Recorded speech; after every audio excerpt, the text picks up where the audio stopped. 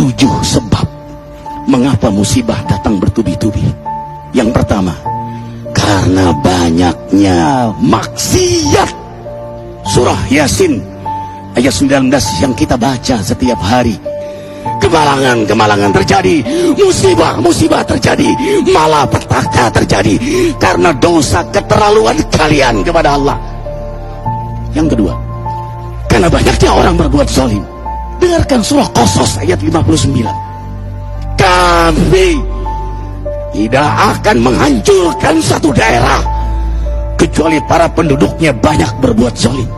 Anak durhaka pada orang tua, istri yang berani kepada suaminya, perampok, pembunuhan di mana-mana. Ini mengundang bala bencana. Yang ketiga, mengundang bala bencana karena kelakuan tangan-tangan manusia. Rum 41. Telah tampak kerusakan di daratan dan lautan karena tangan-tangan jahil manusia, agar mereka merasakan akibat perbuatan mereka. Sebagian mereka merasakan akibat perbuatan mereka, agar mereka kembali kepada Allah. Yang keempat, bencana terjadi karena para tokoh melakukan kemaksiatan dan kezaliman.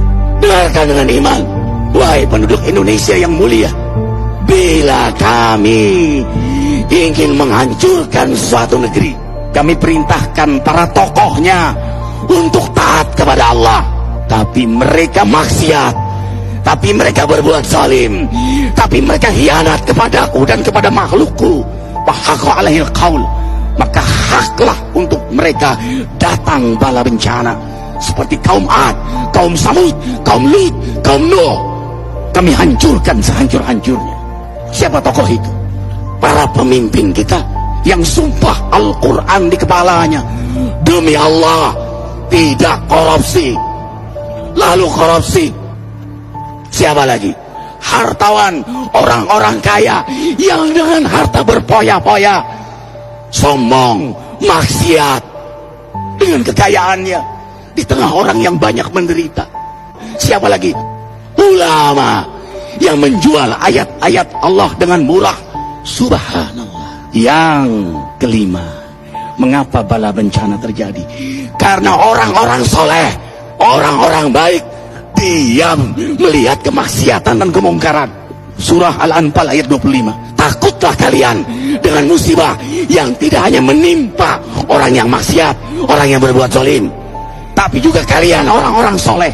Maka masa bodoh dengan kemaksiatan bukanlah sikap seorang mukmin. Amar ma'ruf nahi mungkar adalah amal cerdas. Yang keenam, justru karena rahmat Allah, karena peringatan yang Allah hadirkan agar hadir mahkamah kesadaran kita.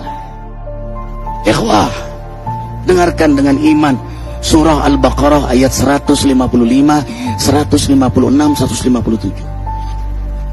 Kami pasti uji kalian dengan sesuatu yang buat kalian takut lapar, takut miskin, takut kematian.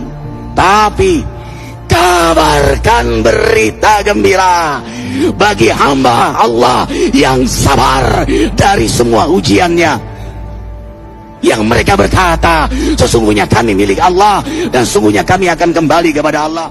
Yang terakhir, yang ketujuh, ada yang nanya, bagaimana yang maksiat yang selamat? Tenang-tenang saja. Yang berbuat zalim malah sukses. Di mana keadilannya? Allah Maha Adil. Dengarkan surah Hud ayat 15-16. Barang siapa mencari kesenangan dunia, lalu dia menghalalkan semua cara, apa kata Allah?